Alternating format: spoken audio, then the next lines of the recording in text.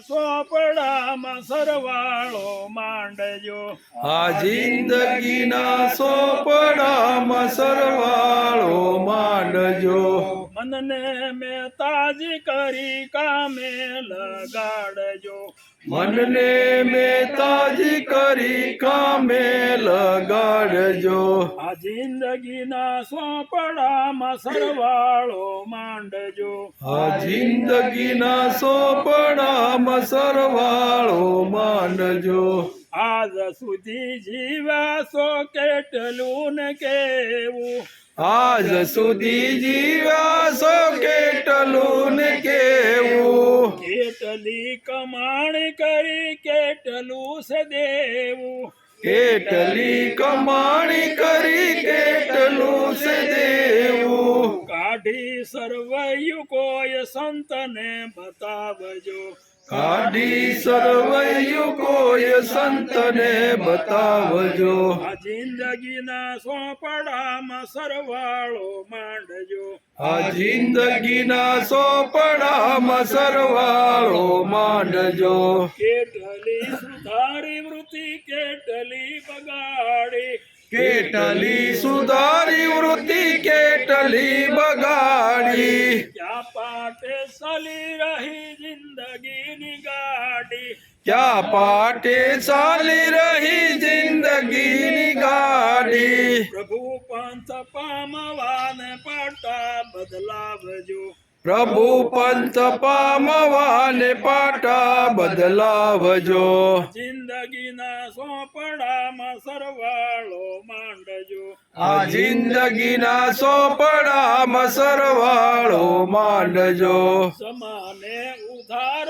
તણો કાઢજો તફાવત જમાને ઉધાર તણો કાઢજો તફાવત કેટલી પ્રભુના નામે કરી છે બનાવટ કેટલી પ્રભુના નામે કરી છે બનાવટ એક એક પાનું ચિંતનથી સકાશજો એક એક પાનું ચિંતનથી સકાશજો આ જિંદગીના સોપડામાં સરવાળો માંડજો આ જિંદગીના સોપડામાં સરવાળો માંડજો કંઠી પહેરીને કંઠ કેટલા ના કાપ્યા કંઠી પહેરીને કંઠ કેટલા ન કાપ્યા માળાના મણકામાં માધવને માપ્યા માળાના મણકામાં માધવને માપ્યા તિલકથી બુદ્ધિની શુદ્ધિ વધારજો તિલકથી બુદ્ધિની શુદ્ધિ વધારજો આ જિંદગીના સોપડામાં સરવાળો માંડજો આ જિંદગીના સોપડામાં સરવાળો માંડજો ગીતાની વાત કહો કેટલી પસાવી ગીતાની વાત કહો કેટલી પસાવી કેટલી કુટેવ કાઢી કેટલી બસાવી કેટલી કુટેવ કાઢી કેટલી બસાવી સ્વાધ્યાયથી જીવનને સુંદર બનાવજો સ્વાધ્યાયથી જીવનને સુંદર બનાવજો આ જિંદગીના સોપડામાં સરવાળો માંડજો આ જિંદગીના સોપડામાં સરવાળો માંડજો ભાવ અને ભક્તિમાં મસ્ત બની રાસજો ભાવ અને ભક્તિમાં મસ્ત બની રાસજો એક એક ગામડે ગીતાને પહોંચાડજો એક એક ગામડે ગીતાને પહોંચાડજો કામ કરી દાદાના દિલને હલાવજો કામ કરી દાદાના દિલને હલાવજો આ જિંદગીના સોપડામાં સરવાળો માંડજો આ જિંદગીના સોપડામાં સરવાળો માંડજો મનને મેં તાજી કરી કામે લગાડજો મનને મેં તાજી કરી કામે લગાડજો હલો કાળુ સાહેબ રેડી આવતા હાલે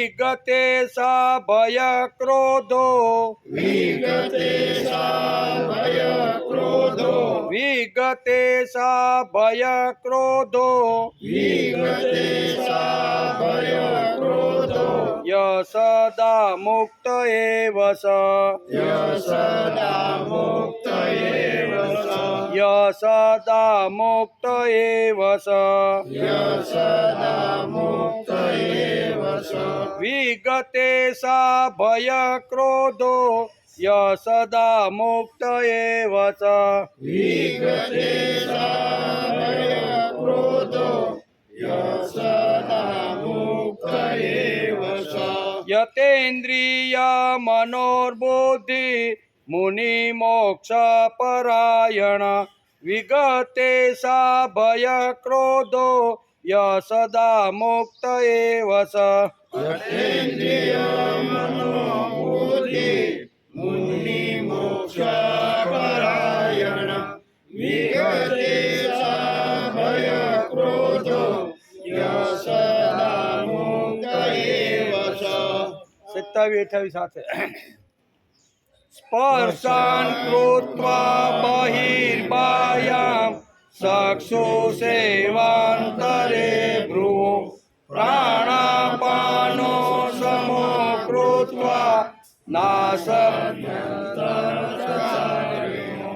યતેન્દ્રિય મનોર્બુદ્ધિ મુનિર્મોક્ષ પરાયણ વિગતે સા ભય ક્રોધો સદા મુક્ત એવ સ સદા મુક્ત એવ સ હરિ ઓમ વસુદેવ સુતં દેવં કંસચાણૂરમર્દનમ દેવકી પરમાનંદમ કૃષ્ણં વંદે જગદ્ગુરુ ગુરુર્બ્રહ્મા ગુરુર્વિષ્ણુ ગુરુદેવો મહેશ્વર ગુરુ સાક્ષાત પરબ્રહ્મ તસ્મૈ શ્રી ગુરુવે નમઃ નારાયણં નમસ્તુત્યં નરં ચૈવ નરોત્તમં દેવી સરસ્વતી વ્યાસ તતો જયમુદીરય તતો જયમુદીરય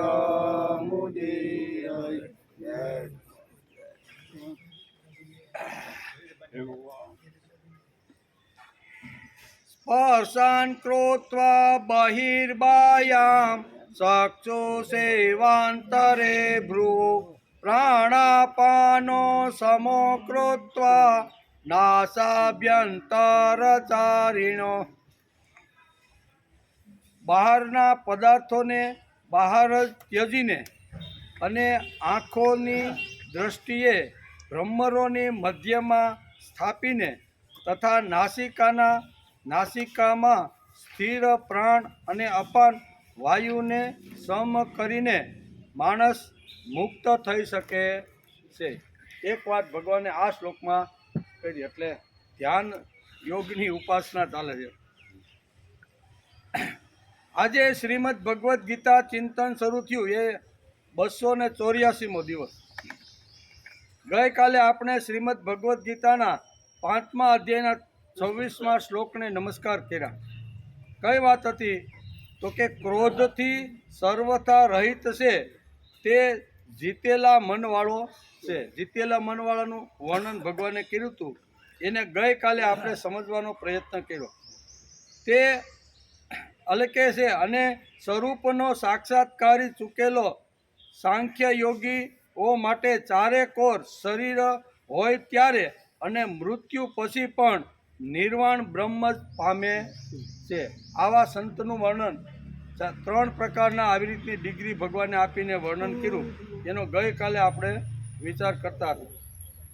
હવે આગળના 2 શ્લોકમાં ભગવાન એ કહે છે કે તત્વને જ્ઞાનયોગી અને કર્મયોગી પ્રાપ્ત કરે છે તે જ તત્વને ધ્યાન યોગી પણ પ્રાપ્ત કરી શકે છે. હવે આ છેલ્લા જે 2 શ્લોક છે 27, 28, આ 2 શ્લોકની અંદર ભગવાન આગળ વાત કરે છે કે શું કહે છે કે આગળના 2 શ્લોકમાં એટલે 27 ને 28 કહે છે કે તત્વને જ્ઞાન યોગી અને કર્મયોગી પ્રાપ્ત કરે. કેવા તત્વને જો પામવાનું હોય તો જ્ઞાન યોગી અને કર્મયોગી પ્રાપ્ત કરે છે. તે જ તત્વને ધ્યાન યોગી પણ પ્રાપ્ત કરી શકે છે. ધ્યાનમાં જે લોકો રોજ નિયમિત રીતે એક આસન સ્થિર આસન ઉપર રાખીને જે બેસતા હોય એનું વર્ણન ભગવાને આ શ્લોકની અંદર કર્યું છે. એને આજે આપણે સમજવાનો પ્રયત્ન કરવાનો. ગઈકાલે બીજી એક વિચારધારા આપણે કરતા હતા. ગઈકાલે વિચારતા હતા કે ઈશ્વરાભિમુખ સમાજ કે ઈશ્વર વિમુખ સમાજ, બરાબર, એનો વિચાર આપણે શ્રીમદ ભગવદ્ ગીતાની અંદર જ્યારે શરૂઆત થઈ ત્યારે ઘણી વાતો ચર્ચાઓ થઈ એમ. તો એની અંદર અહીંયા દુર્યોધન માનતો હતો કે ઈશ્વર વગર પણ અમે સમાજને સારી વસ્તુ આપી શકીએ છીએ. પાંડવો એમ માનતા હતા કે ઈશ્વરને સાથે રાખીને અમે સમાજનો ઉત્કર્ષ કરી શકીએ છીએ. 2 પ્રકારની વિચારધારા અહીંયા શ્રીમદ ભગવદ્ ગીતાની અંદર અહીંયા વેદ વ્યાસે સરસ રીતે સમજાવવાનો પ્રયત્ન કર્યો. એને આપણે સમજતા હતા. કેવી? મહાભારતનું યુદ્ધ કોના માટે છે? તો કે 2 વિચારધારાઓ છે. એક વિચારધારા એમ કહેતી હતી કે ભગવાન વગર રોટી, કપડાં, મકાન બધાને અમે આપી અને સુખી કરી છીએ, એમ દુર્યોધનની વિચારધારા હતી. પાંડવોની વિચારધારા હતી કે માણસને જો રોટી, કપડાં અને ખાલી આવી રીતના મકાન આપવાથી માણસ સુખી થતો નથી, એટલે વચ્ચે ભગવાનની જરૂર છે. ભગવાનને સાથે રાખીને અમે સમાજ નિર્માણ કરવા માગીએ છીએ એમ પાંડવો કહેતા હતા. ભગવાનને દૂર રાખી અને સમાજ નિર્માણ કરવો છે એમ દુર્યોધન કહેતો હતો. આ 2 વિચારધારાને ગઈકાલે થોડોક સમજવાનો આપણે પ્રયત્ન કર્યો. તેથી સમાજમાં વિચારની અને નીતિની ધારણા ઈશ્વર પર આધારિત હોવી જોઈએ કે ઈશ્વરને છોડીને હોવી જોઈએ. સમાજનો જે નિર્માણ કરવાનો જે લોકો પ્રયત્ન કરે છે એમાં ઈશ્વરને છોડીને સમાજનું નિર્માણ કરવું જોઈએ કે ઈશ્વરને સાથે રાખીને સમાજનું નિર્માણ કરવું જોઈએ, એ આપણે મહાભારતની અંદર વેદવ્યાસ સારી રીતે સમજાવે છે. એમ કે કૌરવ પક્ષનો દુર્યોધન ઈશ્વરને છોડીને બધું ઊભું કરવા માગતો હતો. તેથી તત્કાલિક સમાજ સુખી પણ થયો હોય એવું મહાભારતમાં વેદવ્યાસે લખ્યું છે. જેને ઘેરે મહાભારત હોય વાંચી લેજો.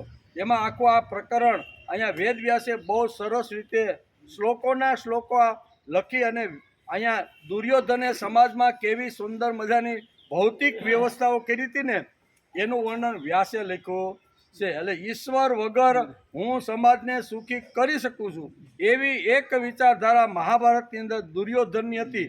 એનું ચરિત્ર ચિત્રણ અહીંયા વેદવ્યાસે કર્યું છે. તેથી કૌરવ પક્ષનો દુર્યોધન ઈશ્વરને છોડીને બધું ઊભું કરવા માગતો હતો. તેથી તત્કાલિક સમાજ સુખી પણ થયો હતો.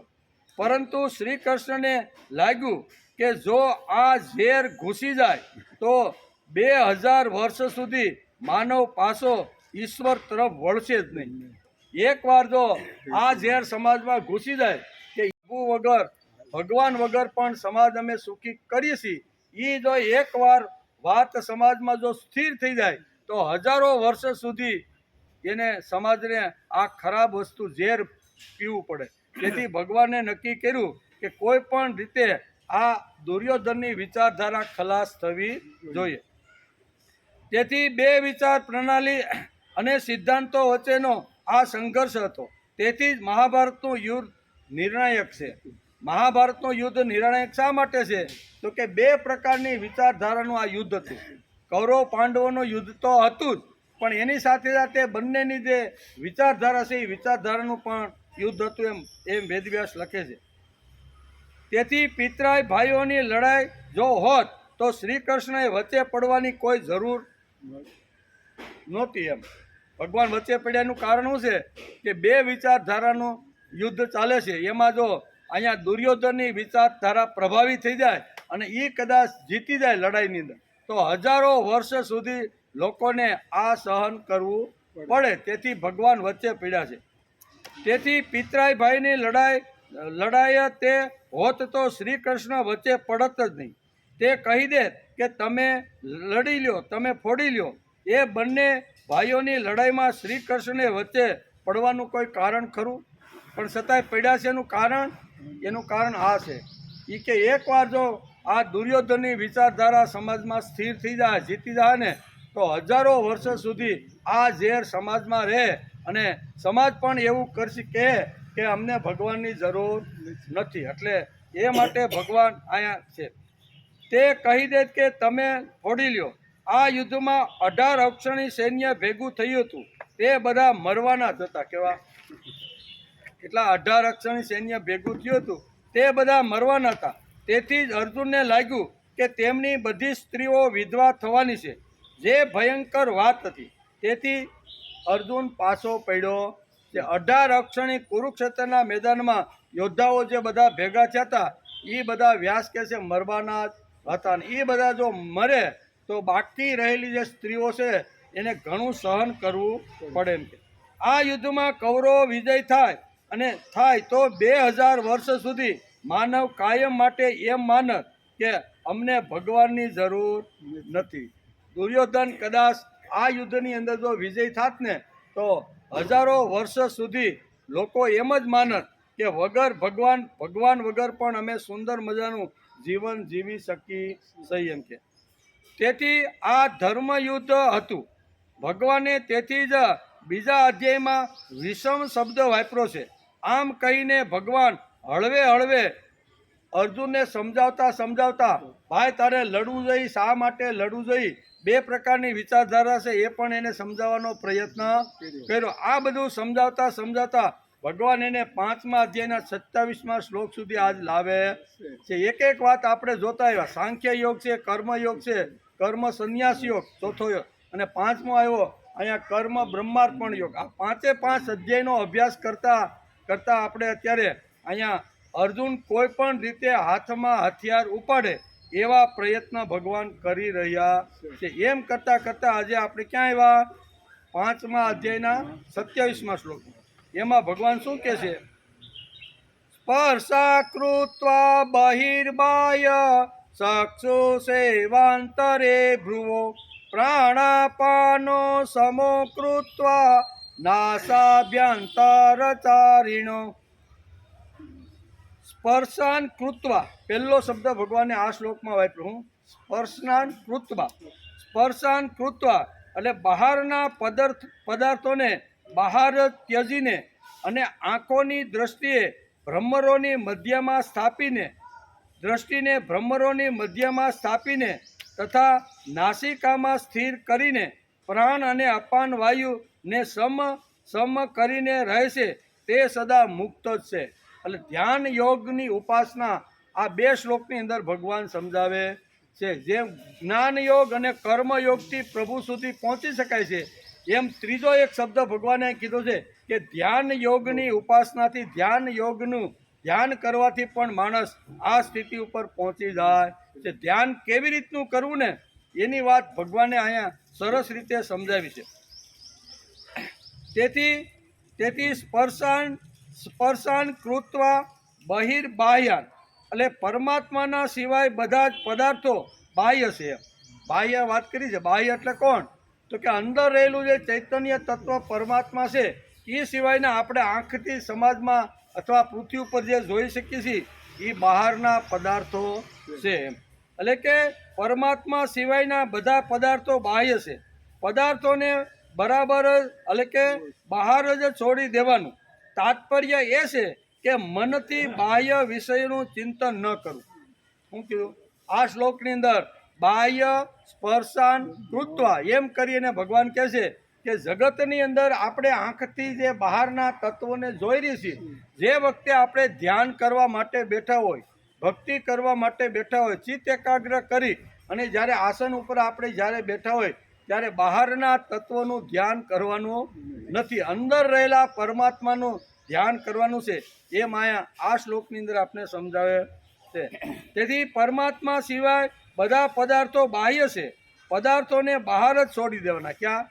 જે વખતે ધ્યાન કરવા માટે બેઠા હોય તે વખતે, જે વખતે આપણે સમાધિ અવસ્થામાં હોય તે વખતે, જે વખતે આપણે ચિત્ત એકાગ્ર કરી અને આખું જગત ભૂલી અને પ્રભુની સામે જે વખતે બેઠા હોય તે વખતની વાત ભગવાન કહે છે કે બધા જ પદાર્થોને બહાર મૂકી અને પછી અંદર માણસે બેસવું જોઈએ, નકર બેઠા હોય અંદર, બરોબર કે બાપા તો એ કે ઢેઢ વાળે ગયા છે, બોલે વો બટા ક્યાં બાપા તો અંદર પૂજા કરે છે, બરોબર ને, બરોબર, અને આવું કેમ છે એમ કે બોલે છે કેમ, એટલે વાત આપને બધાને ખબર છે એમ કે બાપા જ્યારે સવારમાં જ્યારે ભગવાનની પાસે બેસે પૂજા કરવા માટે ત્યારે આગલી રાતે એનો કોહ તૂટી ગયો હોય છે, એટલે કે આ મંગાએ હાંધો છે કેમ નહીં, એટલે રાતે મંગાને ત્યાં મૂક્યો એ કે ભાઈ સવારે તો મારે જોઈ ઉલાળો ભરાય જાય એટલે પાણી તો બારું કાઢવું જ પડે, કોહ જ્યારે હાલતા ત્યારની, એટલે એ કોહની હુંડ હાંધવા માટે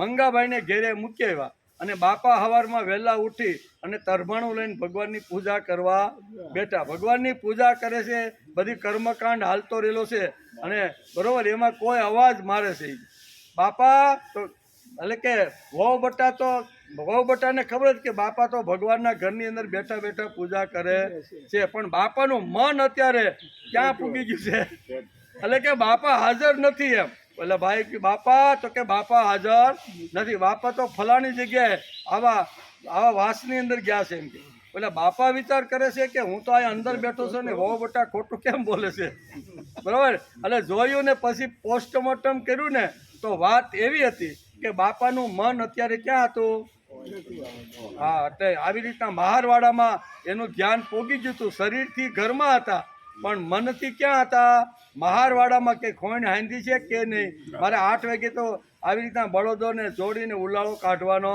છે, એટલે મન ક્યાં હતું, મહારવાડામાં, અને બાપા ક્યાં બેઠા હતા, તો કે બાપા બેઠા હતા ભગવાનની સામે. એટલે અહીં કહે છે કે જે વખતે ધ્યાન કરવા માટે બેસી, જે વખતે સમાધિ અવસ્થામાં જ્યારે જીવ બેસે ને ત્યારે બધા જ બાહ્ય પદાર્થોને છેટા કરીને બેસવાનો પ્રયત્ન કરવો, અને છેટા બેસીને જે પ્રયત્ન કરે છે ને એ સદાને માટે મુક્ત છે એવું આ શ્લોકની અંદર કહેવામાં. મુક્ત માણસ કોણ અને બદ્ધ કોણ, બદ્ધ એટલે બંધાઈ ગયેલો, પૂજા કરવા બેઠે તોય વિષયો આવે, ભોગ આવે, આંખ બંધ હોય પણ મન બધી જગ્યાએ ફરતું હોય તો એને મુક્ત કહેવામાં આવતો નથી. એ ભલે ભગવાનની પાસે આસન નાખીને બેઠો છે પણ એ માણસ બદ્ધ છે એવું ભગવાને આ શ્લોકની અંદર કીધું છે. તેને કહે છે કે પરમાત્માના સિવાય બધા પદાર્થો બાહ્ય છે, પદાર્થોને બહાર જ છોડી દેવાનું. તાત્પર્ય એ છે કે મનથી બાહ્ય વિષયનું ચિંતન ન કરવું. જેટલી વખત ભક્તિ કરતા હોય એટલી વખતની વાત કરે છે, બાકી બહાર નીકળીને આપણે વ્યવહાર તો નાના મોટા કાંઈ રહી ગયા હોય ને એ તો આપણે કરવાનું જ છે, પણ અહીંયા જે વખતે ધ્યાન ધરતા હોય, સાધના કરતા હોય, ચિત્ત એકાગ્ર કરતા હોય, સમાધિ અવસ્થામાં હોય ત્યારે બહારના કોઈ પદાર્થનું મનની અંદર ચિંતન કરવાનું નથી, અને જો ચિંતન ન કરતો હોય ને તો એ અહીં કહે છે સદાને માટે મુક્ત છે. આમાં ભાઈ ક્યાં કપડાની વાત આવી, કાંઈ બદલાવાની આવી કે આવા વસ્ત્રો હોય મુક્ત અને આવા પહેર્યા હોય એ બધ, એક પૈસો ઊંચો હોય ને પાણી વાળતો હોય એ બધ, અને ભગવા પહેરીને મંદિરમાં બેઠો હોય એ મુક્ત. આવું કીધું ભગવાને, આવું ભગવાને એવું વર્ણન કર્યું કે જે આ સ્થિતિ ઉપર આવે ને એ મુક્ત જ છે, બરોબર ને. ભલે પછી અડધી કલાક 15 મિનિટ કે પોણો કલાક કે કલાક સુધી આખા સમાજને કે પદાર્થોને ભૂલીને બેસે એમ, એનું વર્ણન ભગવાને આ અધ્યાયમાં કર્યું છે. બાહ્ય પદાર્થોના સંબંધમાં ત્યાગ કર્મયોગમાં સેવા દ્વારા અને જ્ઞાન યોગમાં વિવેક દ્વારા કરવામાં આવે છે. બાહ્ય પદાર્થોના સંબંધમાં ત્યાગ એટલે કે કર્મયોગમાં સેવા દ્વારા અને જ્ઞાન યોગમાં વિવેક દ્વારા કરવાની અંદર આવે છે. એવી જ રીતે ધ્યાન યોગનું મહત્વ પણ ભગવાને આ શ્લોકની અંદર સમજાવ્યું છે.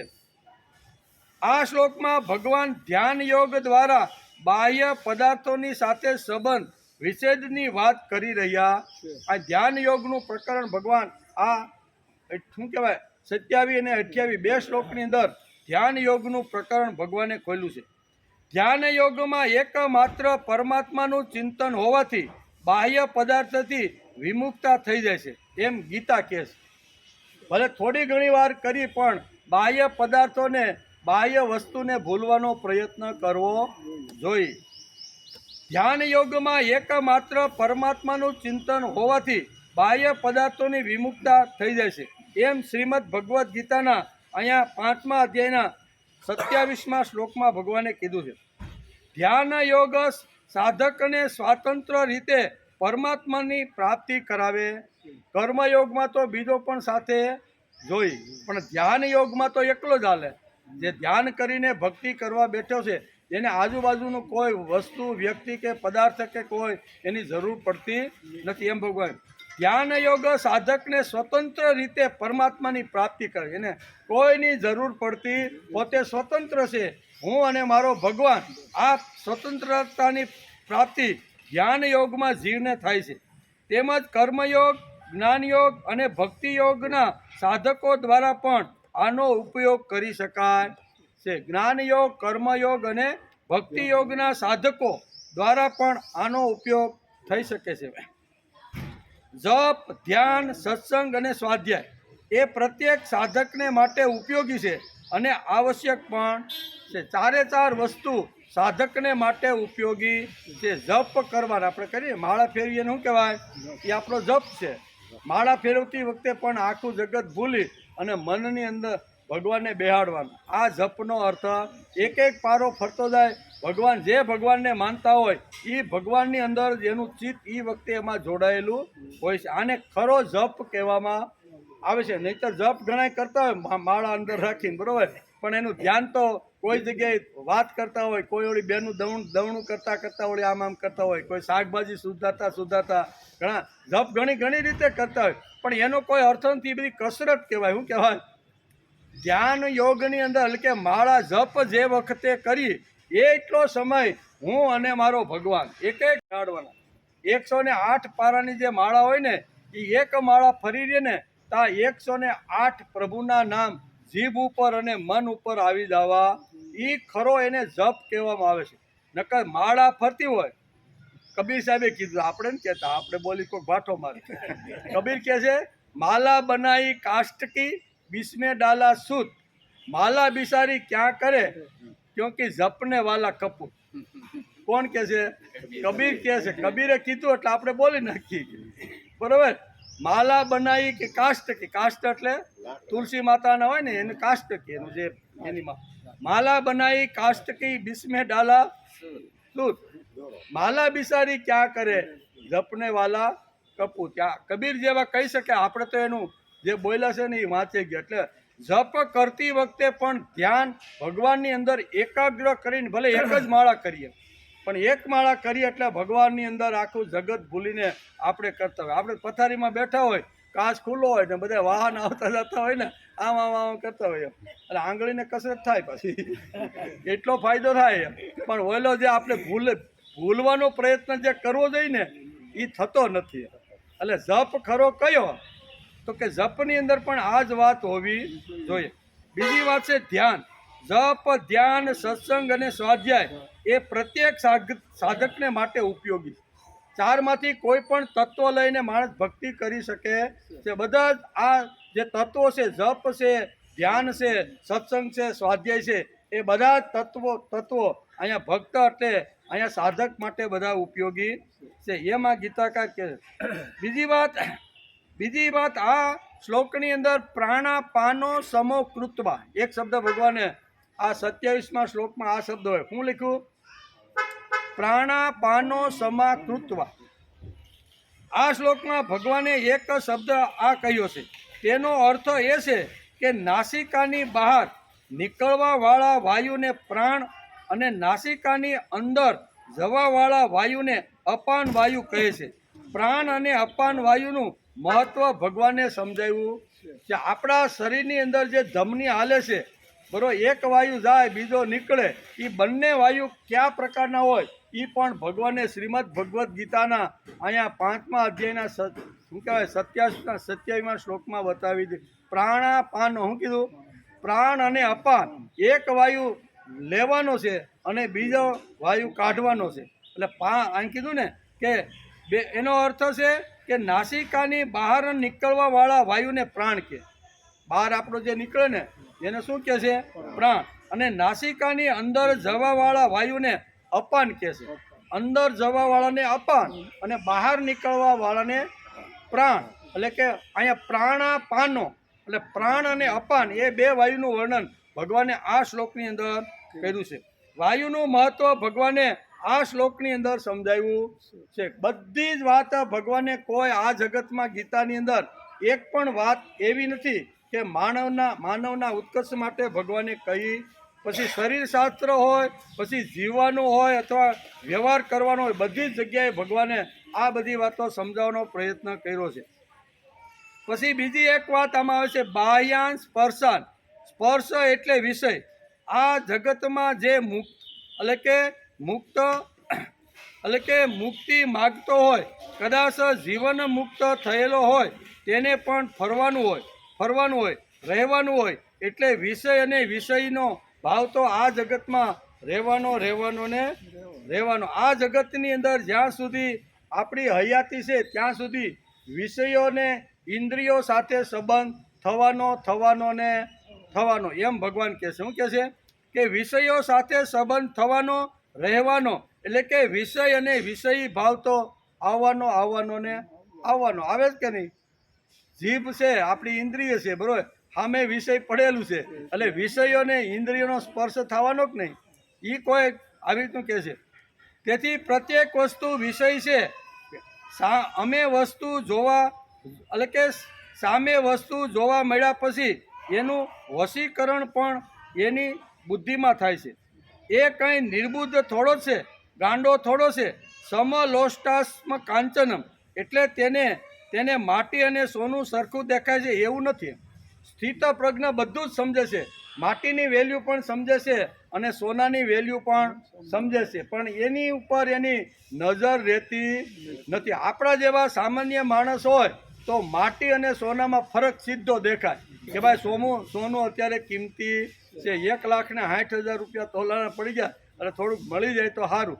એમાં અહીં કે સમાલોષ્ટ કાંચન એટલે સોનું અને માટીને સામાન્ય માણસ ફરક સમજે છે, પણ સ્થિત પ્રજ્ઞ જે થયેલો છે ને એને બંને વસ્તુ સરખી જ લાગે. એમાં એને કોઈ પ્રકારનો ફેર કે ભેદભાવ દેખાતો ગાંડો નથી એમ, પણ એ સમજણથી શું કહે છે, સમજણથી એના જીવનની અંદર એણે એટલો વિકાસ કર્યો હોય છે કે એને અહીંયા સમલોષ્ટાસ્મ કાંચન નો અર્થ જુદો છે. બાહ્ય વિષયોને તે બહાર રાખે એટલે કે તેનો મન જોડે સંબંધ ન રાખે, આ તેનો અર્થ છે. સમલોષ્ટ કાંચનમ એટલે શું કે માટી અને સોનાનો આવો ભેદ એને ખબર નથી એવું નથી, એને ખબર જ છે, બંનેની કિંમત પણ સમજે છે. પણ અહીંયા જે વખતે સમાધિ અવસ્થાની અંદર હોય અને એનું જીવન એટલું પરિપક્વ થયું હોય છે, એ વખતે એ બાહ્ય પદાર્થોને અંદર પ્રવેશ કરવા દેતા નથી એમ કે. તેથી સમલોષ્ટાસ્મ કાંચનો અર્થ જુદો છે. બાહ્ય વિષયોને તે બહાર રાખે એટલે કે તેનો મન જોડે સંબંધ ન રાખે, આ તેનો અર્થ છે. વિષયમાં રહેવાનું અને વિષયોને મન જોડે સંબંધ નહીં કરવાનો, આ બહુ મોટી કલા છે.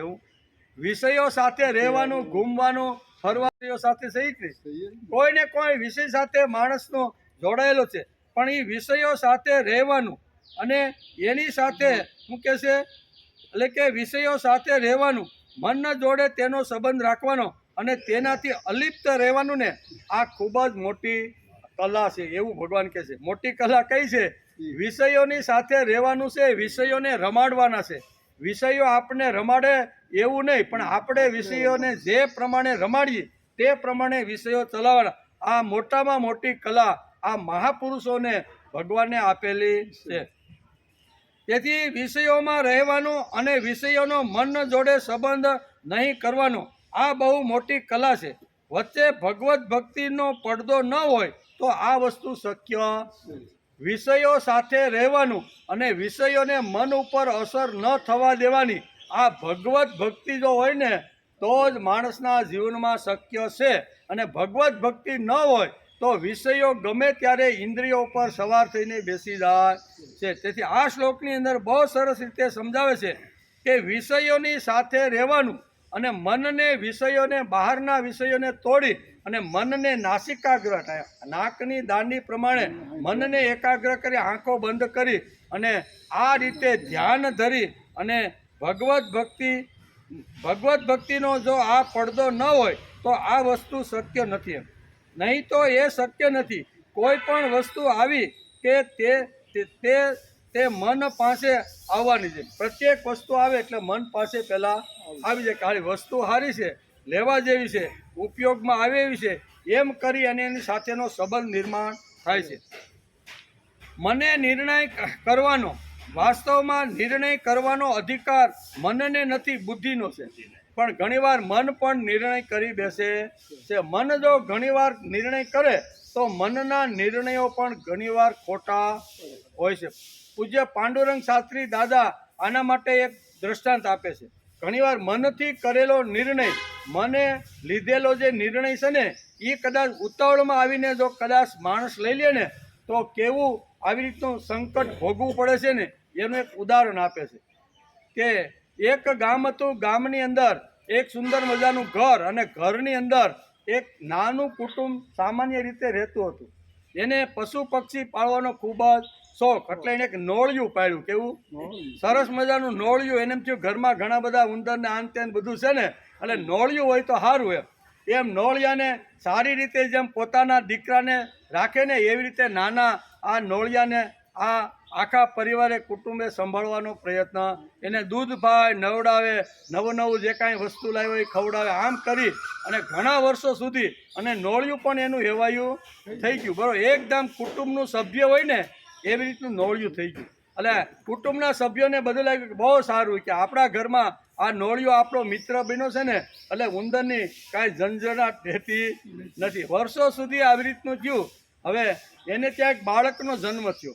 બેનને ત્યાં બાળકનો જન્મ થયો એટલે બાળકની સાથે ધીમે ધીમે બાળક મોટું થવા લાગ્યું. બાળક પણ નોળિયાને આવી રીતનો રમાડે, એની પાસે જાય, આમ તેમ હાથ ફેરવે, એમ કરીને બાળીઓ શું કહેવાય નોળિયો અને બાળક પણ એકદમ મિત્ર બની ગયા.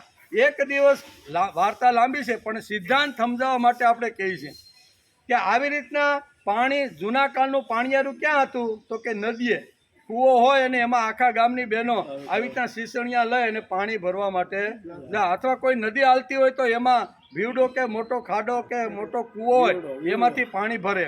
આ એક હતું ને એ લગભગ 1-2 કિલોમીટર ગામની બહાર દૂર જ હોય, એટલે પાણી ભરવા જવાનું થાય. આ નોળિયાને રોજ સવારે નવડાવે, ધોવડાવે, ખવડાવે, પીવડાવે, એટલો પ્રેમ અને ભાવ આપે.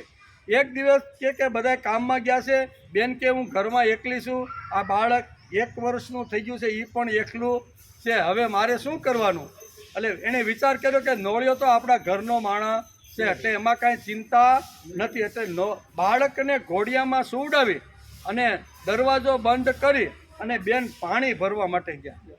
પાણી ભરવા માટે ગયા અને પાણી ભરીને આવે છે તા નોળિયો અહીંયા બરોબર લાલ મોઢું કરીને અહીંયા ઉંબરામાં ઊભો.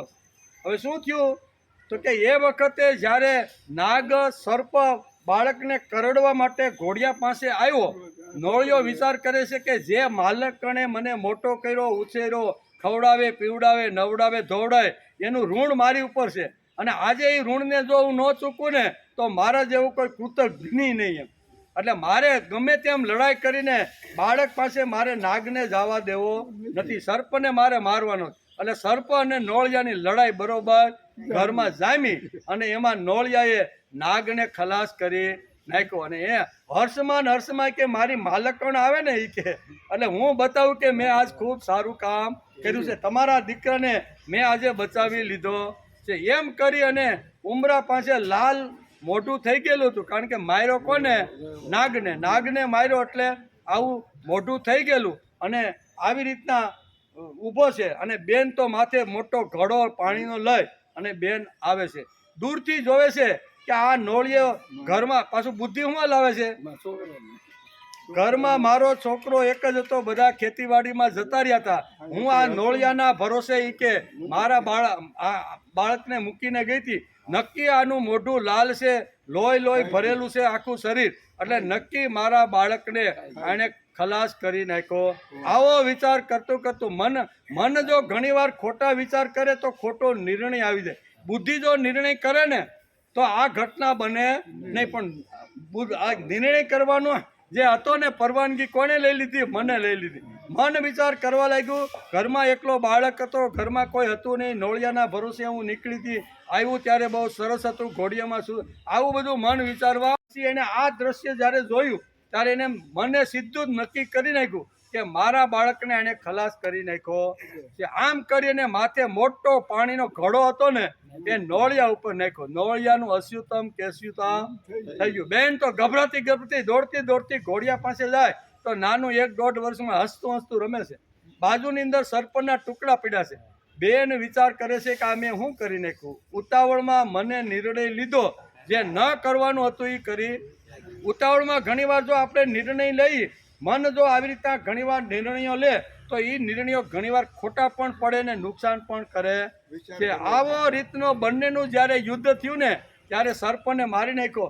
બેન તો આવી રીતના બહુ પસ્તાવો કરવા લાગ્યા કે મેં ખૂબ મોટી ભૂલ કરી છે. એટલે ઘણીવાર જે નિર્ણય બુદ્ધિએ લેવા જોઈએ એ બુદ્ધિ ન લેતા મન પોતાના હાથમાં એ જો નિર્ણય પકડી રાખે તો ઘણીવાર સમાજની અંદર ઘણું બધું નુકસાન થઈ જાય છે. એવું દ્રષ્ટાંત આપીને દાદા આ મનના હાથની અંદર જો માણસ આવી રીતનું ઘણીવાર મનને સોંપી દે નિર્ણય કરવાનું તો આવી ઘટનાઓ ઘણીવાર બનતી રહેલી છે. તેથી મને નિર્ણય કરવાનો, વાસ્તવમાં નિર્ણય કરવાનો અધિકાર મનનો નથી, બુદ્ધિનો છે. કેવો એ બેને જો બુદ્ધિથી વિચાર કર્યો હોત ને તો કાંઈ થાત. બુદ્ધિથી એવો વિચાર કર્યો હતો કે ઘણા વર્ષોથી નોળિયાને હું પાળું છું, એ ખરેખર મારા પ્રત્યે આટલો એને ભાવ છે, કુટુંબ પ્રત્યે આટલો ભાવ છે, એટલે હકીકતે આવું કૃત્ય કરે ને ઘરમાં કંઈક બીજી દુર્ઘટના ઘટી છે, કાં તો કુંદરભાઈને પકડ્યા છે ને કાં તો આવો જો બુદ્ધિથી વિચાર કર્યો હોત અને માટલું એના ઉપર ન ફેંક્યું હોત તો પરિણામ સારું આવત કે નહીં. પણ ઘણીવાર મનને જો આવા નિર્ણયો સોંપવામાં આવે તો મન ઘણીવાર આવી રીતના માણસને ખાડામાં પણ નાખી દે છે. તેથી નિર્ણયો કરવાનું, બુદ્ધિને હોપવાનું કામ કરવું જોઈએ એમ શ્રીમદ ભગવદ્ ગીતા આપણે સમજાવે છે. મને નિર્ણય કરવાનો છે, એટલે કે વાસ્તવમાં નિર્ણય કરવાનો અધિકાર મનનો નથી, બુદ્ધિનો છે. તે છતાં તે અધિકાર મન પોતાના તાબામાં લઈ લે છે. આપણા શરીર પર પણ મનનું ચલણ છે. વાસ્તવમાં શરીર પર બુદ્ધિનું ચલણ હોવું જોઈએ. મનમાં જે આવે, મનને જે સારું લાગે તેવી રીતનો માણસ રહે.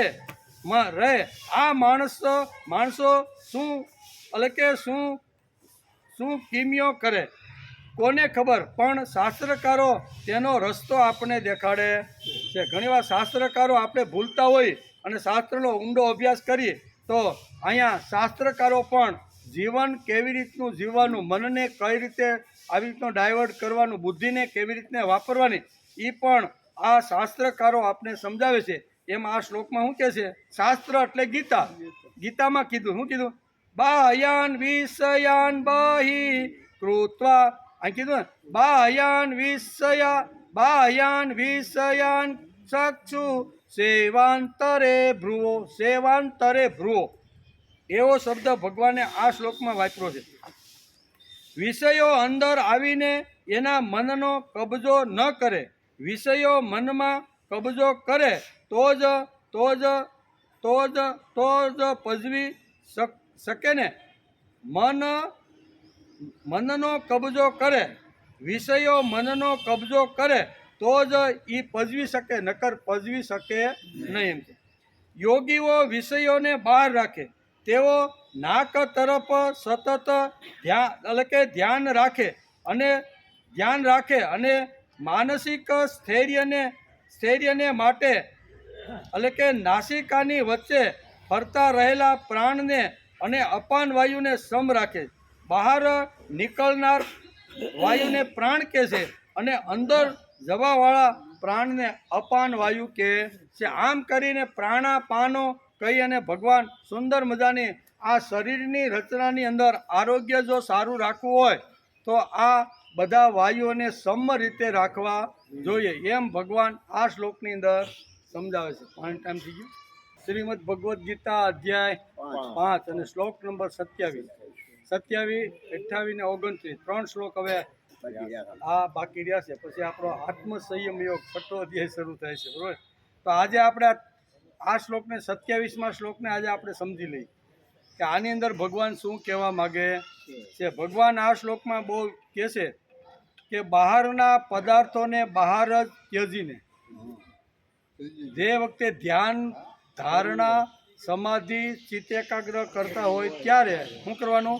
બહારના પદાર્થોને બહાર જ ત્યજીને અને આંખોની દ્રષ્ટિને ભ્રમરોની એટલે બે આંખોની મધ્યમાં રાખીને તથા નાસિકામાં સ્થિરતા પ્રાણ અને અપાન વાયુને સમ કરીને જેણે ઇન્દ્રિયો મન અને બુદ્ધિને જીતી લીધા છે એવો જે કેવળ મોક્ષ પરાયણ જ છે તથા જે ઈચ્છા ભય અને ક્રોધ વિનાનો થઈ ગયો છે તે મુનિ સદા મુક્ત જ છે એવું આ બે શ્લોકની અંદર ભગવાને વર્ણન કર્યું. મુક્ત કોણ છે? તો કે આવી રીતનો સમાધિ અવસ્થામાં બહારના પદાર્થોને ત્યજી અને મન ભગવાનની અંદર એકાગ્ર કરી અને ધ્યાન જે ધરે છે તે ધ્યાન યોગનું વર્ણન ભગવાને આ શ્લોકની અંદર કર્યું છે. જેમ જ્ઞાન યોગ છે, જેમ ભક્તિ યોગ છે, કર્મયોગ છે, 3 યોગ કીધા આગળ, એમાં ધ્યાન પણ એક યોગ છે.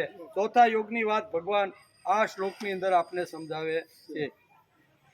તેથી આપણા પ્રાણ અને અપાનની વિષમતા છે તે સમ ચાલે તો માનસિક સ્થૈર્ય રહે તે માટે જ પ્રાણાયામ રોજ કરવાનો. પ્રાણાયામ માણસે 5 મિનિટ 10 મિનિટ રોજ એક બંધ કરીને બીજી અપાન અને અપાન આ બંને વાયુને અવરજવર કરવાનો માણસે પ્રયત્ન કરવો જોઈએ. શા માટે? કે લાંબુ સ્થૈર્ય આપણું સારું રહે, તંદુરસ્તી સારું રહે ને એટલા માટે આ પ્રક્રિયા ભગવાને આ શ્લોકની અંદર પ્રાણાપાનો સમો કૃત્વા આ શ્લોકની અંદર આ શબ્દ મૂકીને ભગવાને અહીંયા આ તંદુરસ્તી માટે સ્થિરતા માટેનું પણ એક તત્વ આ શ્લોકમાં સમજાયું છે. પહેલા પૂરક કેવો? પૂરવાનું. પહેલા પૂરક બધા એટલે કે પહેલા પૂરક વધારવાનો અને પછી રેશક વધારવાનો. પહેલા પૂરક ધીમે ધીમે પૂરક એટલે અંદર આપણે શ્વાસ લેવાનો અને એને બંધ કરી અને થોડી વાર રાખવાનો અને પછી રેશક એટલે પાછો બહાર કાઢવાનો. પહેલા પૂરક વધારવાનો અને પછી રેશક વધારવાનો અને પછી કુંભક વધારવાનો. કેવો? કુંભક એટલે અંદર આપણે 1 મિનિટ, અડધો મિનિટ કે 2 મિનિટ કેટલો સમય આપણે શ્વાસને રોકી શકીએ છીએ એના માટે કુંભક શબ્દ છે.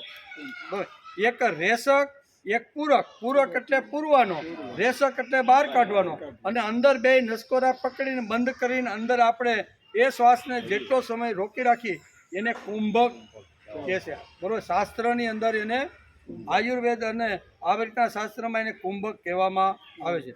કુંભક વધારવાનો આવી રીતનું વધારીને પછી એમાં પ્રાણ સ્થિર કરવાનો કે જેનાથી મનનું સ્થૈર્ય રહે. મનની સ્થિરતા જો લાવવાની હોય ને તો આ 3 પ્રક્રિયા માણસે રોજ કરવી જોઈએ. જેટલો સમય મળે ને 5-15 મિનિટ, બરાબર, નાહી ધોઈ અને આપણે પ્રાણાયામ રોજ કરવા જોઈએ. બીજે આપણે કસરત કદાચ ભારે ન કરી શકીએ, સૂર્ય નમસ્કાર ન કરી શકીએ, બીજા અંગને વાળી ન શકીએ, પણ બેઠા ખુરશી ઉપર બેઠા કે સોફા ઉપર બેઠા આ વસ્તુ થાય કે ન થાય? એટલે કરવી જોઈએ. શા માટે? તો કે મનના સ્થૈર્યને વધારવા માટે આ પ્રક્રિયા ખૂબ જ અગત્યની છે. તેથી જ ભગવાને અહીંયા પ્રાણાપાન સમો કૃત્વા નકર ભગવાને પ્રાણ અને અપાન વાયુને વચ્ચે લાવવાની આમાં શું છે? તત્વજ્ઞાનનો અભ્યાસ ચાલે છે. બરાબર? ગીતા જેવા ગહન તત્વજ્ઞાનનો અભ્યાસ ચાલે છે એમાં વળી પ્રાણાપાન ક્યાં લાવવાનું? પણ એ અગત્યનું હશે તેથી જ ભગવાને આ શ્લોકની અંદર પ્રાણાપાનો સમો કૃત્વા એમ કરીને આનું મહત્ત્વ વધાર્યું છે. તેથી સાંભળ્યું એટલું પુણ્ય તો ખરું જ, બરાબર, પણ સાથે આ શ્લોક સાંભળ્યા પછી માણસે 5-10 મિનિટ વધારે ન જો કાંઈ નહીં, આપણી પાસે એવો ઘણો બધો સમય ફાજલ પીડ્યો છે. અને એમાંય આપણે તો બધા કેવા વાનપ્રસ્થી અને સંન્યાસી છે, મોટા ભાગના બેઠા ને કેવા છે 50 વર્ષથી ઉપરના અને 75 વર્ષથી ઉપરના પણ અહીં બેઠા છે. એટલે કહેવાનો અર્થ કે વાનપ્રસ્થીઓ અને સંન્યાસીઓ અહીં બેઠા છે એમણે પ્રત્યેક લોકોએ ઘરે બેસીને શાંતિથી ખુરશી હોય તો ખુરશી, સોફો હોય તો સોફો, આસન હોય તો જે રીતે આપણી અનુકૂળતા હોય ને એ અનુકૂળતા પ્રમાણે પ્રાણાયામ રોજ માણસે કરી લેવા.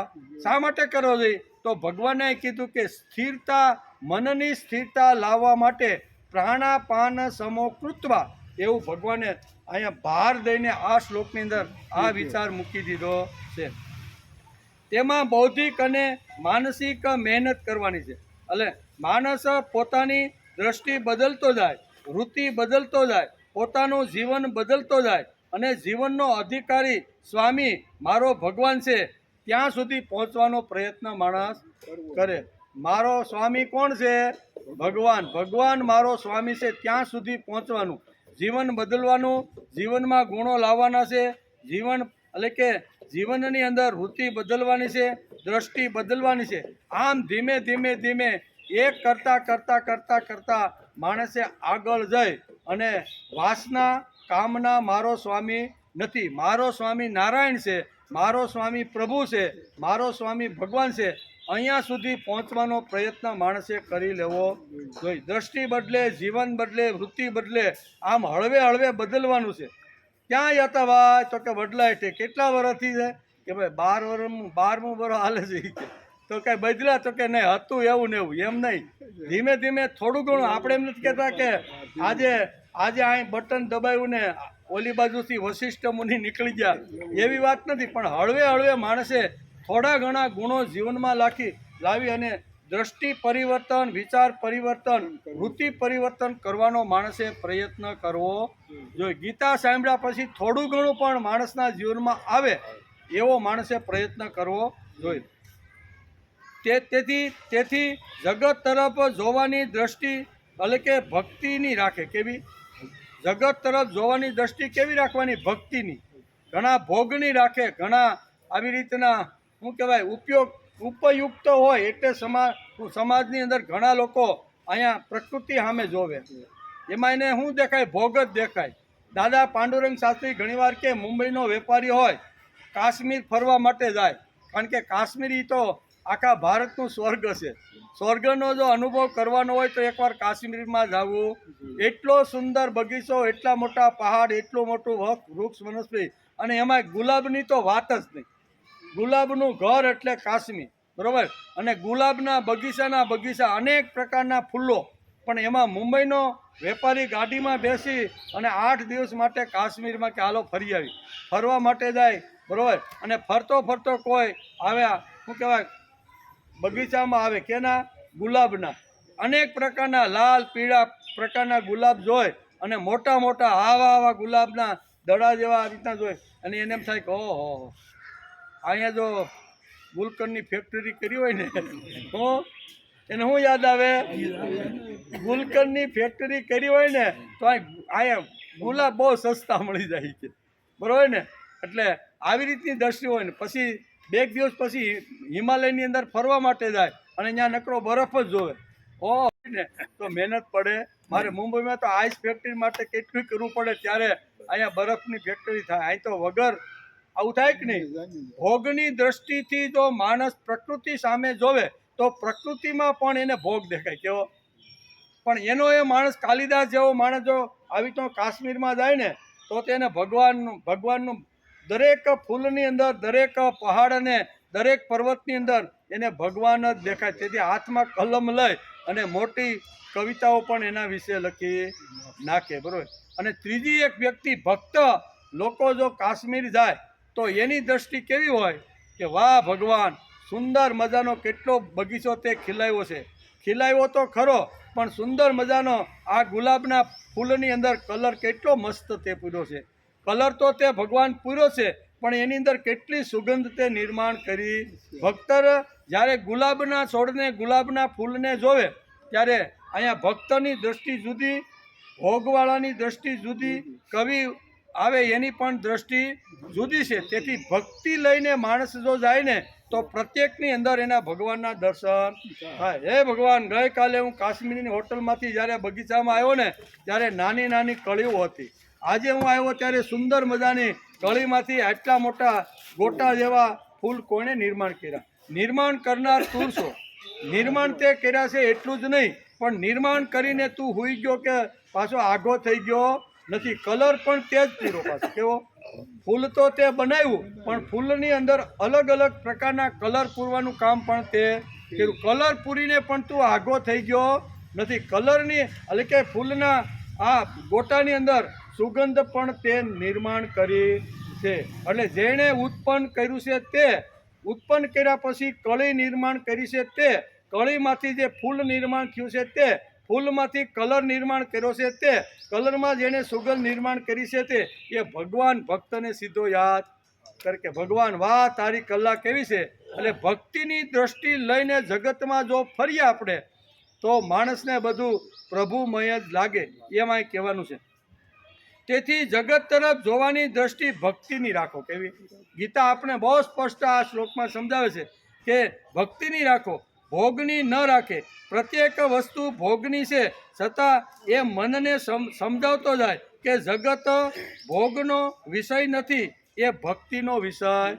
ભક્ત લોકો સમજાવે, કારણ ભલે જોવે, નમસ્કાર કરે, બાજુમાં બેસે, સુગંધ પણ લે, પણ એમાં એને ભગવાનના દર્શન થાય છે. તેથી વિષયોમાં રહેવાનું છતાં વિષયોથી અલિપ્ત રહેવું એ મોટામાં મોટું કઠણમાં કઠણ જો કોઈ વાત હોય તો આ છે. વિષયોમાં રહેવાનું, વિષયોમાં ફરવાનું, વિષયો જાડે સંગ થવાનો અને વિષયોને પાછા મન બુદ્ધિથી અલિપ્ત રાખવા એ તો ખૂબ જ મોટું અઘરું કામ છે. એ અઘરા કામવાળાનું વર્ણન ભગવાને આ શ્લોકની અંદર આપને સમજાવ્યું છે. તેથી જગત તરફ જોવાની દ્રષ્ટિ ભક્તિની માણસની હોવી જોઈએ. ભોગની ન રાખે. પ્રત્યેક વસ્તુ ભોગની છે છતાં એ મનને સમજાવતો જાય કે જગત ભોગનો વિષય નથી, એ ભક્તિનો વિષય છે. વિષયોમાં રહેવાનું છતાં વિષયોથી અલિપ્ત રહેવાનું. તેના માટે જનક રાજાએ યાજ્ઞવલ્ક્યને પૂછ્યું કે જનક યાજ્ઞવલ્ક્યના શિષ્ય હતા, બરોબર ને? આની પહેલાં પણ આપણે આ દ્રષ્ટાંત સમજવાનો પ્રયત્ન કર્યો હતો. આ જ શ્લોકની અંદર ફરીથી મનને વિષયોથી અલિપ્ત કેવી રીતે રાખી શકાય છે ને એનું દ્રષ્ટાંત દાદા પાંડુરંગ શાસ્ત્રી આ શ્લોકમાં પણ આપે છે.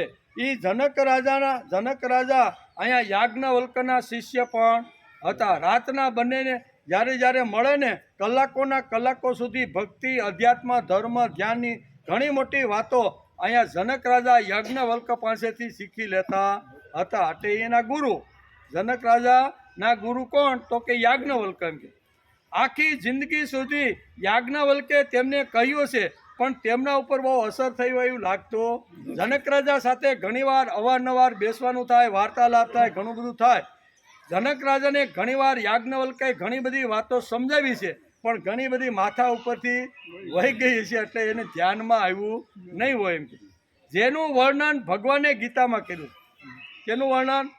જનક રાજાનું વર્ણન ભગવાને ગીતામાં કીધું. જેનું વર્ણન ભગવાને ગીતામાં કર્યું છે તેની યોગ્યતાને માટે કંઈ કહેવાની જરૂર નથી. પણ છતાંય આસ્તિક્યા જનકાદય, આટલા 1000 વર્ષોમાં કૃષ્ણ ભગવાનને ફક્ત એક જ માણસ જડ્યો અને ગીતામાં એનું નામ લખી. આટલા હજારો વર્ષની અંદર અને અબજો લોકોની વચ્ચે એક જ માણસ જડ્યો અને એ માણસનું નામ ભગવાને ગીતાની અંદર પોતાના મુખથી અહીંયા જનક રાજાનું નામનો ઉલ્લેખ કર્યો. કેટલી લાયકાત, કેટલી યોગ્યતા, કેટલું જીવન પવિત્ર દિવ્ય કર્યું છે ને ત્યારે જ ભગવાનને થયું છે કે આનું નામ ઉલવ. એ કાળમાં ઘણા બધા રાજાઓ હશે, ઘણા બધા સમાજના લોકો પણ હશે, પણ ગીતાની અંદર જ્યારે 10મા અધ્યાયની અંદર જ્યારે ભગવાન આવી રીતનો નિસર્ગ અને વિભૂતિઓનું જ્યારે વર્ણન કરે છે ને ત્યારે જનક રાજા અહીંયા કૃષ્ણની સામે આવે છે અને એનું નામ બોલી નાખે છે. કેટલી એની આવી રીતની સાધના હશે, કેટલું તપ હશે, કેટલું જનક રાજાએ કામ કર્યું છે ને ત્યારે જ ભગવાને આવા ગીતા જેવા પવિત્ર ગ્રંથની અંદર આ જનક રાજાનું નામ એણે ઉચ્ચાર્યું છે. જેનું વર્ણન ભગવાને ગીતામાં કહ્યું છે. આસ્તિકા જનકાદયા, આટલા 1000 વર્ષોમાં કૃષ્ણ ભગવાનને ફક્ત એક જ માણસ જડ્યો અને ગીતામાં ભગવાને એનું દ્રષ્ટાંત આપીને સમાજની સામે ભગવાને મૂકી દીધું. સ્વયં કૃષ્ણ ભગવાન બોલે છે, યોગમ યોગેશ્વરાત કૃષ્ણ સાક્ષાત કથયમ સ્વયં. કોણ બોલે છે? ભગવાન પોતે જ પોતાના મુખમાંથી આ વાત ઉતારે છે. રાતના 10-12 વાગ્યાનો સમય થઈ ગયો અને એ વખતે જનક યાજ્ઞવલ્ક્યને એક પ્રશ્ન પૂછે છે. જનક યાજ્ઞવલ્ક્યને પૂછે છે કે બાકી બધું તત્વજ્ઞાન તો તમે મને જ્યારે જ્યારે સમજાવો છો ને ત્યારે બધું લગભગ તો સમજાય જાય છે, થોડું ઘણું કદાચ માથા ઉપરથી જાતું હશે, પણ મોટા ભાગનું તત્વજ્ઞાન આ જનક રાજા યાજ્ઞવલ્ક્યને કે મને સમજાઈ જાય છે કે પણ શું કહે છે, જનક રાજા યાજ્ઞવલ્ક્યને પૂછે છે બાકી બધું તત્વજ્ઞાન ખબર પડ્યું પણ હજી આ અલિપ્તતા શું છે એ હજી મને ખબર પડી. તમે અલિપ્તતાની વાત વારંવાર કરો છો ને એ મારા મગજમાં બેસતું નથી. આ જ્ઞાન આ તત્વજ્ઞાન હજી મને સમજાણું નથી. અહીંયા યાજ્ઞવલ્ક્ય કે ભાઈ જોતો ખરો રાતના 10-12 થયા છે, બધાય સૂઈ ગયા છે, હવે આપણે હોવાનો ટાઈમ કે નહીં, હજી મારે તો હજી કેટલા કિલોમીટર જવાની મારા તપોવનમાં જવાનું છે હજી, બરોબર ને, એ કાલ તને સવારે કહી છે. આની પહેલાં પણ આ વાત આવી ગઈ છે. આ શ્લોકની અંદર અહીંયા અલિપ્ત સંસારમાં રહેવાનું, વિષયો સાથે ફરવાનું, છતાં વિષયોની સાથે મનનો સંબંધ તોડી નાખવાનો એ કેટલું કઠણ છે ને એ આ શ્લોક ઉપર તેને જનક રાજાના દ્રષ્ટાંત આપી અને દાદા પાંડુરંગ આ શ્લોકની અંદર સમજાવે છે. યાજ્ઞવલ્ક્ય પાસે સંપત્તિ હતી, કેવી અલિપ્ત હજી સમજાણું નથી, પ્રશ્ન તો રહી ગયો. અને જનક રાજા એના મહેલમાં જઈને સૂતા અને યાજ્ઞવલ્ક્ય પોતાના તપોવનમાં આવે છે. યાજ્ઞવલ્ક્ય પાસે સંપત્તિ હતી, કેટલી લુખા નહોતા, એમ કેવા ઋષિ આપણા જબરજસ્ત બધા જે ઋષિઓ હતા ને એ મોટા મોટા તપોવનો અને અબજોપતિ હતા, કેવા ખાલી લુખા હતા એવું કોઈ શાસ્ત્રમાં ક્યાંય લખ્યું નથી. યાજ્ઞવલ્ક્ય પાસે સંપત્તિ જબરજસ્ત હતી, તેમને ત્યાં હિસાબ લખવા માટે કરોડપતિઓ આવતા હતા, કેવા કારણ કે 60,000 વિદ્યાર્થીઓને યાજ્ઞવલ્ક્ય પોતાના તપોવનમાં નિઃશુલ્ક ભણાવતા હતા. કોઈ પણ પ્રકારની ફી લીધા વગર 60,000 વિદ્યાર્થી કોઈના તપોવનમાં ભણે તો કેટલી વ્યવસ્થા કરવી પડે, કેટલો રૂપિયો જોઈએ, કેટલું બધું કરવું પડે, વ્યવસ્થા કરવી પડે કે નહીં. આ બધો એનો ઠાઠમાઠ હતો. અને આની અંદર કાયમ માટે આધ્યાત્મિક ક્ષેત્રમાંથી છૂટા પડે એટલે વ્યવહારની અંદર યાજ્ઞવલ્ક્ય ઘૂસી જાય. કયા વિદ્યાર્થીને કઈ અગવડ છે, ક્યાં જરૂરિયાત છે, ખાવામાં કંઈ ફેરફાર કર્યો, આમ તેમ હોવાના જે કાંઈ વ્યવસ્થા હોય ને એ તપોવનમાં આવીને બધું પાછું આટલો મોટો વહીવટ પણ સંભાળતા. તત્વજ્ઞાનની સાથે, અધ્યાત્મની સાથે, ભક્તિની સાથે યાજ્ઞવલ્ક્યનો મોટો વ્યવહાર પણ હતો. એમ યાજ્ઞવલ્ક્ય પાસે સંપત્તિ જબરજસ્ત હતી, તેમનો હિસાબ લખવા માટે કરોડપતિઓ એમના નામા લખવા એ કામે આવતા હતા. એવું વેદોની અંદર વર્ણન છે. વેદો વાંચીને તો વેદની અંદર આવી રીતનું વર્ણન છે કે યાજ્ઞવલ્ક્યને ત્યાં કરોડો ને અબજોપતિ જે લોકો હતા ને એનો વહીવટના નામા, કેટલી આવક, કેટલી જાવક, ક્યાંથી આવ્યું, કેને સર્ટિફિકેટ મોકલવું, ઇન્કમ ટેક્સનું, આ બધી જ વ્યવસ્થા કોણ કરતું હતું? કરોડપતિ ને અબજોપતિ લોકો એના આવી અને પ્રેમથી, ભાવથી, કોઈ પ્રકારનું શુલ્ક લીધા વગર આવા લોકો આવે અને એના હિસાબો લો. આટલો મોટો જહાજલાલી યાજ્ઞવલ્ક્યને ત્યાં હતી. યાજ્ઞવલ્ક્ય ઉપરના પ્રેમને હિસાબે આ લોકો તેમના હિસાબો સંભાળતા હતા, લખતા હતા. અને આવો તેમનો ઠાઠવાઠ હતો, કેવો આટલો મોટો 60,000 વિદ્યાર્થીનું તપોવન ચલાવવું, વ્યવહાર, એની બધી જે કંઈ જરૂરિયાત હોય એ બધો ઠાઠમાઠથી રહેતા હતા. પણ રાતના 10-12 વાગે જનક રાજાએ પૂછ્યું કે અલિપ્ત એટલે હું?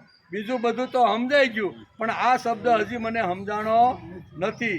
યાજ્ઞવલ્ક્ય જોતો ખરો ઘડિયાળમાં કે 10-12 થવાય હોવાનો હાલ સવારે વાત થઈ છે. એમ કરીને યાજ્ઞવલ્ક્ય આવે છે, બંને મૈત્રી અને કાત્યાયીને જોડે બેસે છે. ઘણી બધી લાંબી ચર્ચાઓ સવાર સુધી હાલે. કેટલી? કારણ કે સવારે 5 વાગે યાજ્ઞવલ્ક્યને આ બધું જે કામના છે, વાસના છે, ભોગ છે, તપોવન છે, છોકરાને ભણાવવાનો મોટો વ્યવહાર છોડીને જવાનું હતું. કેવું? આ બધું છોડીને જવાનું હોય એટલે ભણામણ તો કોઈને કરવી પડે કે નહીં.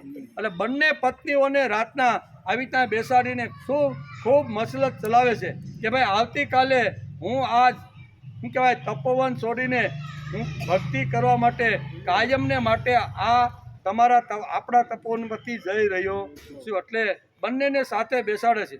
યાજ્ઞવલ્ક્યના તપોવનમાં 60,000 વિદ્યાર્થીઓ અભ્યાસ કરતા હતા. કેટલી મોટી જાહોજલાલીને કેટલી મોટી વ્યવસ્થા હશે. મૈત્રેયી અને કાત્યાયની પાસે જોડે પરિણ્યા હતા. કેટલી આસક્તિ છે. 2 પત્ની હતી એટલે આસક્તિ તો હોય કે નહીં? હોય જ તો જ 2 પત્ની જોડે કોઈ માણસ પરણે એટલે કેટલી આસક્તિ, કેટલું મમત્વ, કેટલો આવી રીતનો ભોગ અને આટલું બધું હતું એમ. આ બધું તો એની પાસે હતું જ. એમ કે આપણે તો સામાન્ય એક મોબાઈલ જો ઘેરે રાખીને આવવાનો હોય અથવા બંધ કરવાનો હોય ને તોય આપને અકળામણ થાય કે હાળું હાળું 2 કલાક માટે મોબાઈલથી કેમ સેટું રહેવું. આ યાજ્ઞવલ્ક છે. યાજ્ઞવલ્ક 60,000 વિદ્યાર્થીથી અલિપ્ત રહેવા માગે છે કે કાંઈ વાંધો નહીં, મને જનક રાજાએ જે પૂછ્યો છે ને પ્રશ્ન એનો જવાબ મારે સવારે આપવાનો છે. આમ કરી અને નીકળી જાય છે. બધું ભલામણ કરી અને નીકળે છે. બરાબર ને. આપણે 2 કલાક માટે પણ આપણો મોબાઈલ બંધ રાખતા નથી. અને આપણે બંધ રાખતા નથી એનું તો કોઈ વાંધો નહીં, પણ આ 60 જણા બેઠા છે ને એને આપણે ડિસ્ટર્બ કરી પાછા. કેટલા બધા નજર ક્યાં જાય, આમ પપડું લઈને આમ નીકળે, આમ પાછો જાય ક્યાં બધાની નજર. એટલે અહીંયા જે એકાગ્રતા ને જે બધું હાલતો ને એ તૂટે, આપણું તૂટે, વાંસવાળું તૂટે, સાંભળવાનું તૂટે. આ મોટું પાપ કહેવાય એમ. આને શું કહેવાય? પાપ આપણે દેખાતું નથી પણ આ પાપ જ છે એમ શાસ્ત્ર આપણે કહે છે. મૈત્રેયી અને કાત્યાયની જોડે પરિણા હતા. કેટલી એની જબરજસ્ત આસક્તિ હશે, સંસારની કેટલી મોટી આવી રીતની વાતો હશે. એમ જનકને પણ મનમાં એવું લાગતું છે કે યાજ્ઞવલ્ક એટલે સતત કાર્યરત માણસ છે. તે થોડોક હોય 60,000 વિદ્યાર્થીને ચલાવનાર તપોવન છોડે. એને મનમાં તો હતું કે આટલો મોટો વહીવટ છોડીને કોઈ દી માણસ નીકળે ખરો. એટલે વાત તો થઈ ગઈ. અલિપ્ત કોણ? 10-12 વાગ્યા સુધી વાતો ચાલતી હતી અને બંને છૂટા પડીને સ્વસ્થાને ગયા. અલિપ્તતાનો પ્રશ્ન તો એના મગજમાં રહી જ ગયો.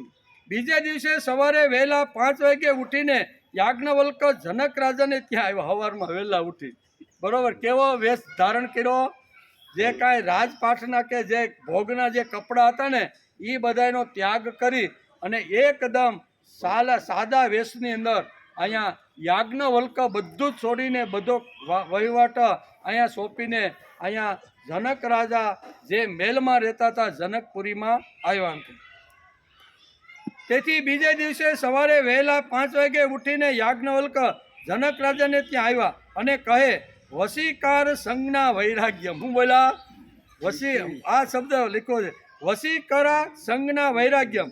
એ તારે જોવું હતું ને તે રાત્રે 10-12 વાગે મને પ્રશ્ન ગઈકાલે પૂછ્યો હતો ને કે અલિપ્તતા એટલે શું એમ. એ તે મને પ્રશ્ન પૂછ્યો છે એનો આ હું પ્રેક્ટિકલ તને આ જવાબ આપું છું.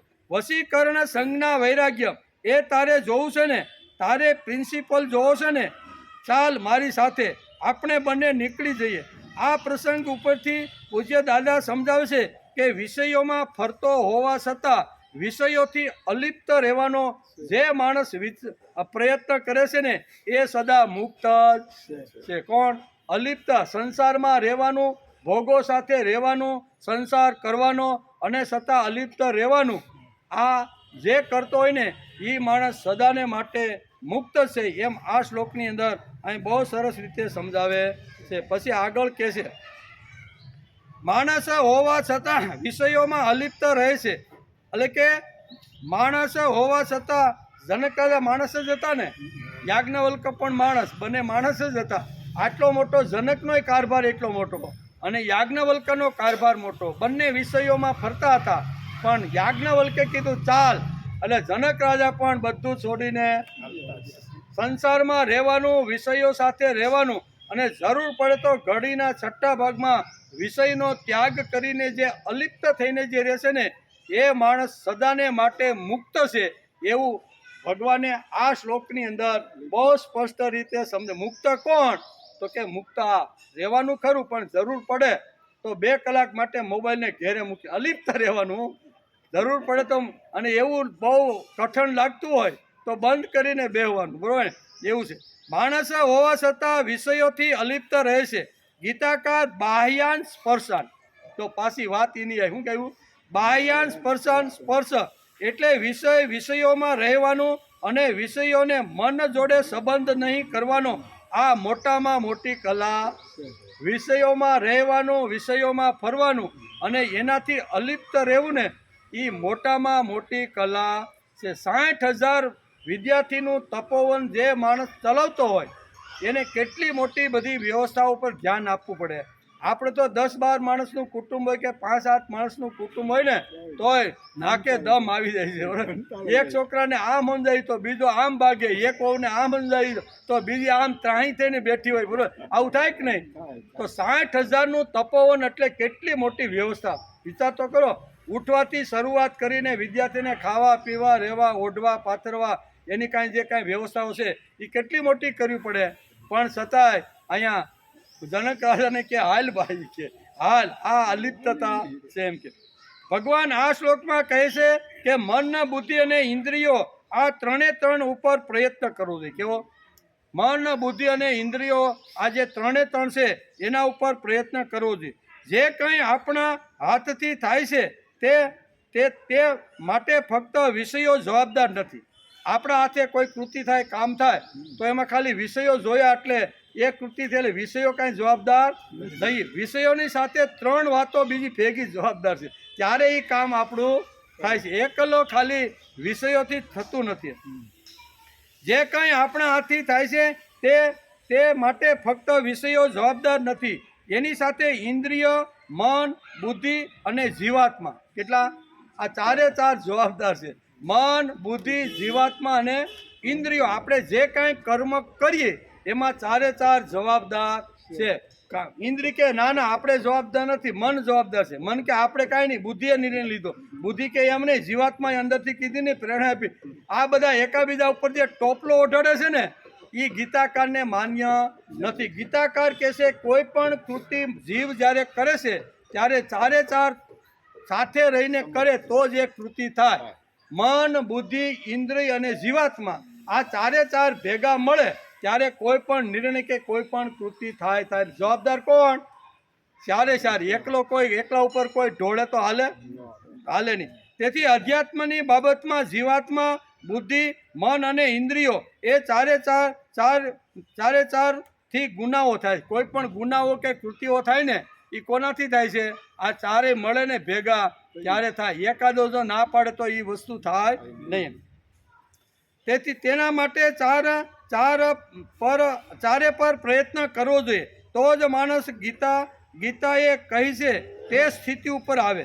આ તત્વજ્ઞાન સમજાવતા એક સરસ મજાનું દ્રષ્ટાંત આપતા પાંડુરંગ શાસ્ત્રી કહે છે આ શ્લોકને જો સમજવાનો હોય ને તો હજી એક દ્રષ્ટાંત આપીને આપણે સમજવાનો પ્રયત્ન કરી કે જે કાંઈ કૃતિ થાય છે, જે કાંઈ આપણે કામ કરી છે ને એમાં મન, બુદ્ધિ, ઇન્દ્રિય અને જીવાત્મા 4 સંલગ્ન છે ત્યારે જ કોઈ પણ કૃતિ થાય, નકર થાય નહીં. એનું દ્રષ્ટાંત આપીને દાદા પાંડુરંગ શાસ્ત્રી એક વાર્તા કહે છે. 4 વેપારી દોસ્તદારોએ ધંધો કર્યો. આપણે ટૂંકમાં જ કહી નાખીએ. 4 ભાગીદાર હતા ને એને નક્કી કર્યું કે આપણે ટેક્સટાઇલ માર્કેટની અંદર આપણે 4 સાથે રહીને ધંધો કરીએ. બધાએ 5 આવી રીતનો એને ધંધો શરૂ કર્યો. ધંધો ધીમે ધીમે વિકસતો ગયો, બહુ સારો થવા લાગ્યો, નફો પણ સારો મળવા લાગ્યો. 2-5 વર્ષ પછી 4 પાસા ભેગા થઈ કે ભાઈ આપણે મોટું ગોડાઉન તો રાખવું જોઈએ. હવે કાપડ આપણા ફેક્ટરીમાં હામતું નથી એટલે જુદું ગોડાઉન રાખી.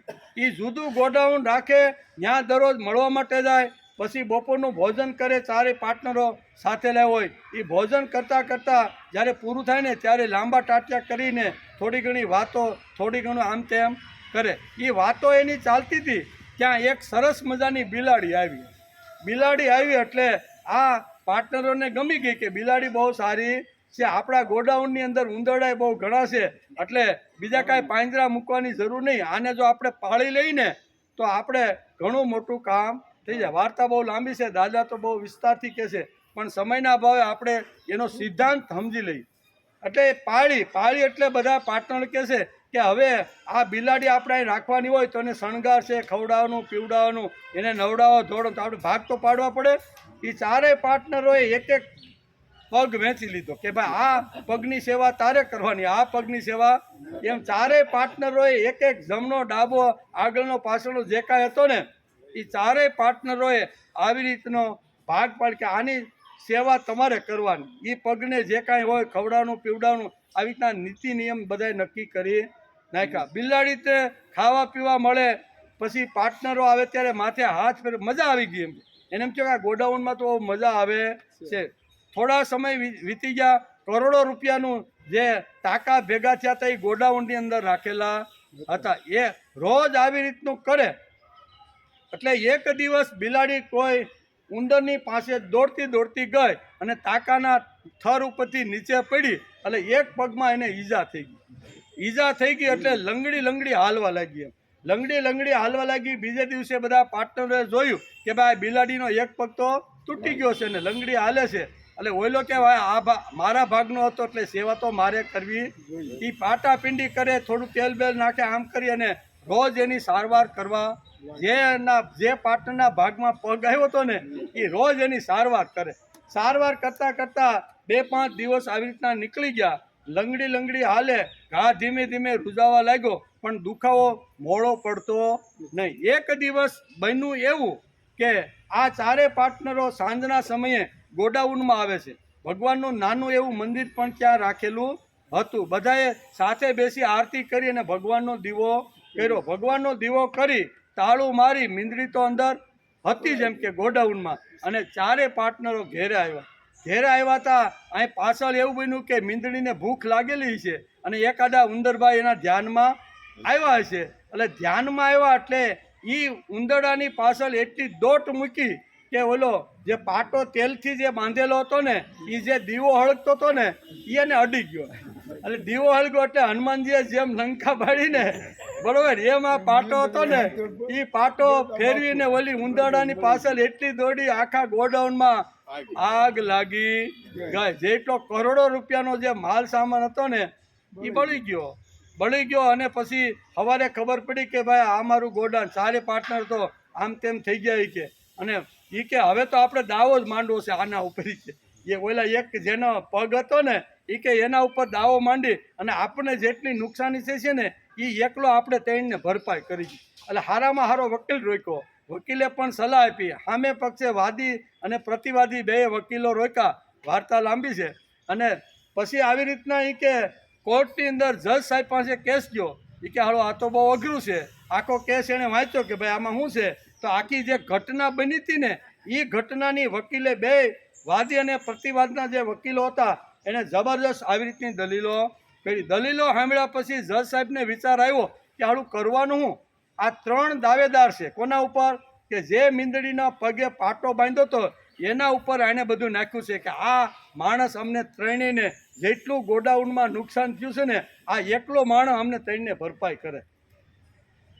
જજ સાહેબ તો વિચાર કરવા માંડ્યા કે આ કેસ તો હાલો બહુ અઘરો છે. બેયની પાવરફુલ બે શું કહેવાય વકીલોની દલાલ એ કે કાંઈ વાંધો નહીં, મને થોડોક હજી વિચાર કરવાનો ટાઈમ આપો. એ ઘેરે આવ્યા. જજ સાહેબ થોડોક અભ્યાસ કર્યો કે હાલું આમાં ખોટો જો નિર્ણય અપાઈ જાય તો માણસ મરી જાય કે એટલે એ મારે નિર્ણય ખોટી રીતે તો અપાય નહીં. પણ પુરાવાને આ રીતે બે પક્ષ તરફથી એવા મજબૂત મળ્યા કે જજ સાહેબ નિર્ણય કરી શક્યા નહીં. પછી રાત્રે સૂતા જજ સાહેબને વિચાર આવ્યો કે જે આવી રીતના વાદી અને પ્રતિવાદીઓ છે એણે 3 જણાએ એક ઉપર જે કેસ કર્યો છે એ યોગ્ય છે કે કેમ, ખરેખર ગોડાઉન બળ્યું એનું કારણ શું છે. એટલે જજ સાહેબના મગજમાં સીધી લાઇટ થઈ કે જે પગ બળ્યો તો એ પગથી મીંદડી કોઈ દી દોડે નહીં. લૂલી હાલે તો દોડી કોના આધારે? તો કે હાજા 3 પગ હતા ને એના આધારે આખા મગજ. અને ઓલા 3એ શું કીધું કે આ જેનો પગ બળ્યો છે ને એને અમારું ગોડાઉન આ પાર્ટનર અમને વાવ્યું. જજ સાહેબના મગજમાં લાઈટ થઈ કે વાત તો સાચી છે, કેસ તમારે આવતીકાલે આવી રીતનું એનું પૂરું કરવું છે. બીજે દિવસે અકડેઠાટ કોર્ટમાં કેસ આવ્યો અને આખો બધો વાત સમજાવતા કે ભાઈ વાત તો બરોબર, તમારા બંનેના વાદી અને પ્રતિવાદીના બંને વકીલો તરફથી મેં બેની આવી રીતની દલીલો સાંભળી છે.